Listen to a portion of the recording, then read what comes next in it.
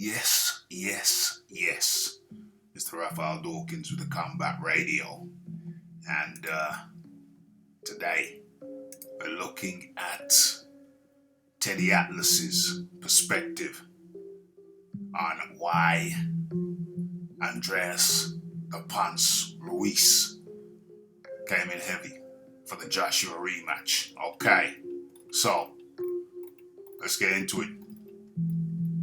Let's line this baby up.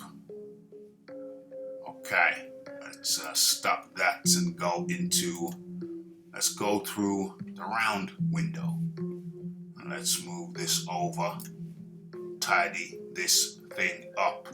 Okay, so Andy Ruiz Jr. may have had a psychological reason for coming in grossly overweight for his rematch with Anthony Joshua, December 7, 2019.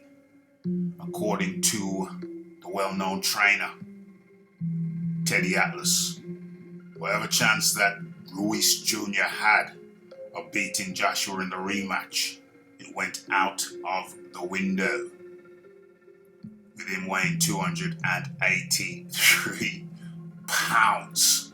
Okay, Atlas suspects that former IBF, WBA, WBO heavyweight champion Andreas the Pants Ruiz Jr. may have come in heavy on purpose so that he would have a built-in excuse in case he lost the fight.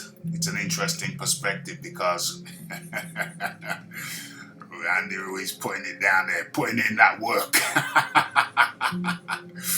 So, yeah, I think I was the first person I know of who came up with the notion, the philosophy, the concept that Andreas Ruiz had an eating disorder.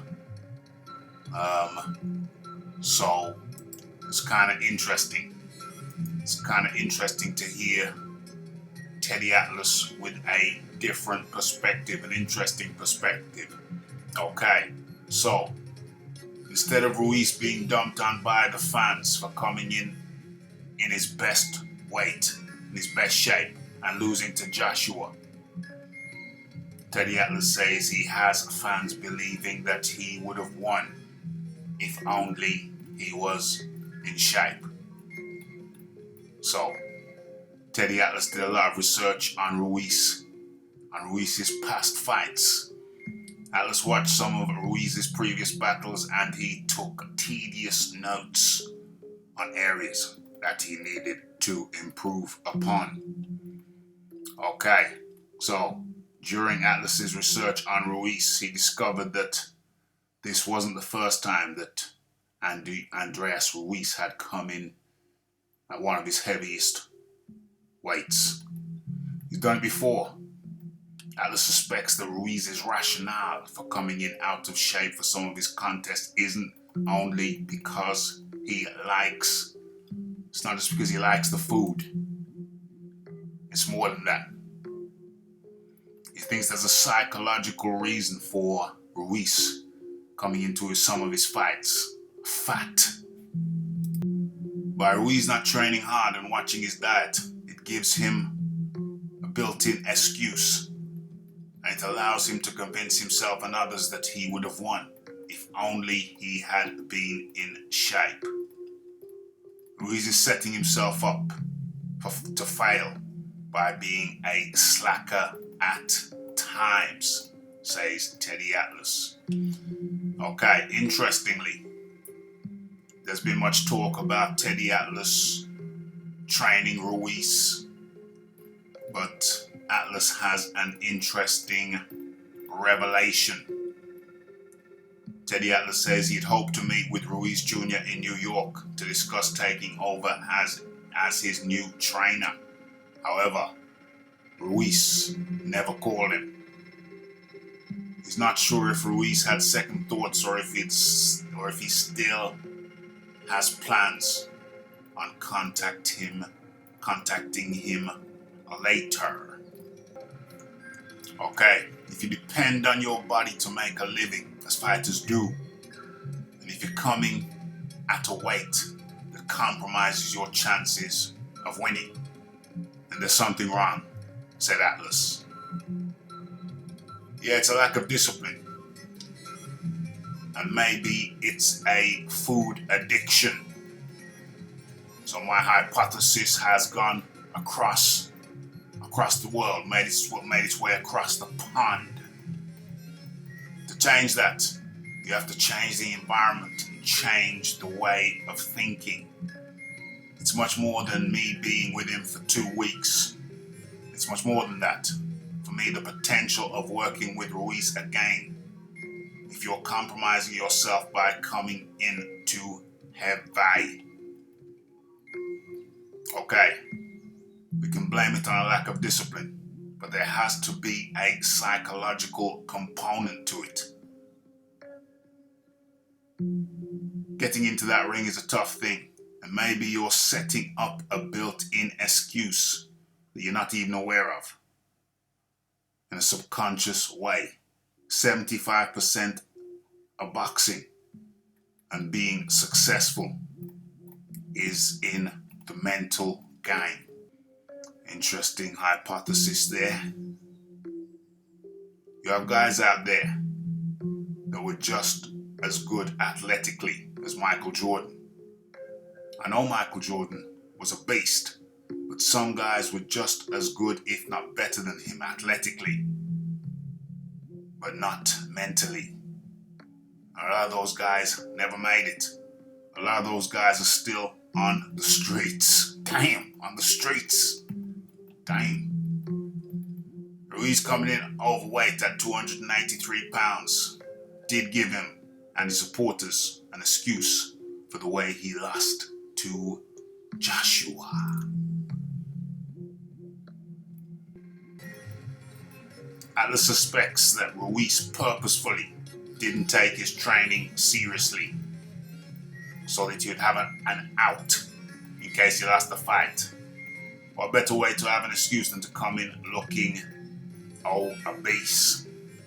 Unfortunately for Ruiz Jr., he doesn't have enough enablers in the boxing world to believe that he would have won if he'd been in shape. So you could be in a situation where you're undermining yourself subconsciously. It's tough. You're naked out there. You're vulnerable.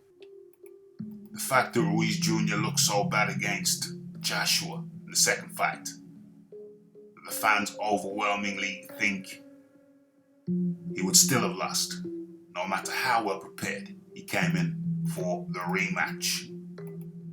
If Ruiz came into the fight out of shape on purpose, it's disappointing. If that's the case, it would suggest he has a fear of dealing with not being good enough. And that fear could have been so intense that it drove him to self-sabotage. Damn. That was Teddy Atlas's take on Ruiz coming in the way he did. My take, I go with Michael Hunter. You recall the pictures of Michael Hunter with Ruiz in camp. He was a chief sparring partner of Ruiz for Ruiz Joshua 2. And I go with Michael Hunter's story, which I've relayed on here before, but I think it's appropriate that I repeat it now. Okay, so Michael Hunter said that Andrew Ruiz had lost the weight as suggested in various pictures and posts prior to Ruiz Joshua 2. But Michael Hunter adds that when they went over to Saudi Arabia, Riyadh, Andrew Ruiz kind of lost track and hit the buffet table and ballooned up in weight. He come down to a nice svelte target weight, and Andy was in good shape. But those 3 weeks prior to the fight over there in Saudi Arabia, Riyadh, was where Andy Ruiz self-sabotaged and blew himself up, coming into the fight looking like a hot air balloon. Now, previously we thought, yeah, he just lost track of his calories, just lost track, and you're just putting it in. It was offering him all kinds. And he found it hard to say no. That was a previous thought. That was my previous position. However, with Teddy Atlas's input on this situation, it looks like it could have been more than an accident. It looks like we have to add another factor in the equation. Could Andy Ruiz have consciously or subconsciously self-sabotaged? Could he have sabotaged himself? It's it's disturbing. It's disturbing, but it looks very, very possible.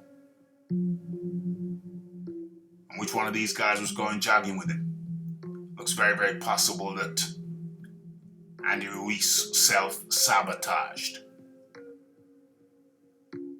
So he could come out to this thing saying, well, if I'd have done a little bit more, if I did not eat all the pizza topped with sheep's eyes over there in Riyadh, Saudi Arabia, it could have been a lot different. It could have been a lot different if I didn't lose track, if I didn't lose control, if I didn't lose track of the food. I could have been victorious. It's just that one simple mistake. I have to side. You've only got 3 weeks before the biggest event of your life that could change your life, change your world. Yeah, he won the first fight. Got a nice little cool $5 million for that. Fine, excellent, very good. But then the second fight, that was going to be the biggie. That was going to be the game changer. But yeah, it's in the second fight where he came in like a little water buffalo. Was it premeditated? Was it some kind of self-defense mechanism? Have a built-in excuse. Did Andy Ruiz deliberately or subconsciously sabotage himself just to cover his ass in case he lost? In case he lost. OMG. You be the judge. Did Andy Ruiz self-sabotage? It's Raphael Dawkins. It's the Combat Radio. It's the like, it's the subscribe, it's the comments, it's the shares. And it is the hitting that bell icon to stay updated with news and notifications. It's a sunny COVID day over here in the UK. Gotta go out for a bike ride now. Got to get that exercise in. OMG. So, have your say. Got a live show coming up Thursday, 9:15. Probably make it 9 p.m. UK time. Next live after that will be Monday, unless I drop in a daytime live. Okay, it's the Raphael Dawkins. It's the Combat Radio. It's the food taste superb. Look at those wings covered in sauce. Would you imagine that this guy, this was one day before the flight. One day before the flight out to Saudi Arabia, Riyadh. And the man there looked like he's having a king's banquet. Yeah, get that topping on. Get that topping on. Would you imagine that this guy was heading into the biggest event of his life? It's Raphael Dawkins Combat Radio. Like, subscribe, comment, share. Don't forget to follow me on Twitter. And don't forget to repost my shizzle when you see it on Twitter. Much appreciated. It's the Raphael Dawkins. And I'm out.